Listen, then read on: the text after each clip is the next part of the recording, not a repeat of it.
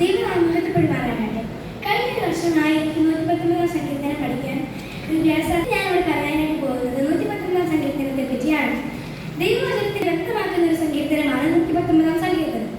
119 സങ്കീർത്തനത്തിൽ ആവർത്തിച്ചു വന്നിട്ടുള്ള ചില വാക്കുകൾ ഇവയാണ്: വചനം, ധ്യാനം, ചട്ടം, വഴി, ചട്ടങ്ങളുടെ, കൽപ്പനകളുടെ, ന്യായപ്രമാണം, പ്രമാണങ്ങളുടെ, വിശ്വസ്തത, ഇവയൊക്കെ ആകുന്നു.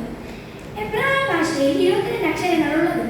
22 അക്ഷരം, ആ 22 എബ്രായ അക്ഷരങ്ങൾ കോർത്തടച്ചിരിക്കുന്ന 176 വാക്യമുള്ള ഒരു മനോഹരമായ സങ്കീർത്തനമാണ് 119 സങ്കീർത്തനം.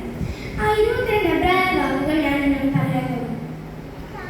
ആലേഫ്, ബെത്ത്, ഗീമേൽ, ദാലേത്, ഹേ, വോ, സൈ, ഹെത്ത്, തെത്ത്, യോദ്, കഫ്, ലാമേക്, മേ, നൂൻ, ലാമേക്,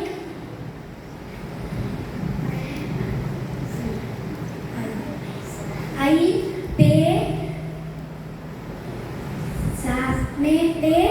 സാദേ, കോഫ്, രേഷ്, ഷൂർ, തൗ.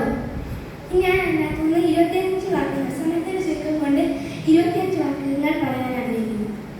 യഹോവയുടെ പ്രമാണം അനുസരിച്ച് നടക്കുന്ന നിഷ്കളങ്കരായ ഭാഗ്യവാന്മാർ, അവന്റെ സാക്ഷ്യങ്ങളെ പ്രമാണിച്ച് പൂർണ്ണ ഹൃദയത്തോടെ തന്നെ അന്വേഷിക്കുന്ന ഭാഗ്യവാന്മാർ. അവർ നീതിയോടെ പ്രവർത്തിക്കാതെ അവർ വഴികളിൽ തന്നെ നടക്കുന്നു. നിന്റെ പ്രമാണങ്ങളെ കൃത്യമായി ആചരിക്കേണ്ടത് നീ അവരെ കൽപ്പിച്ചു തന്നിരിക്കുന്നു.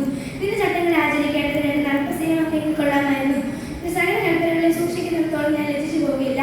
നിന്റെ നീതി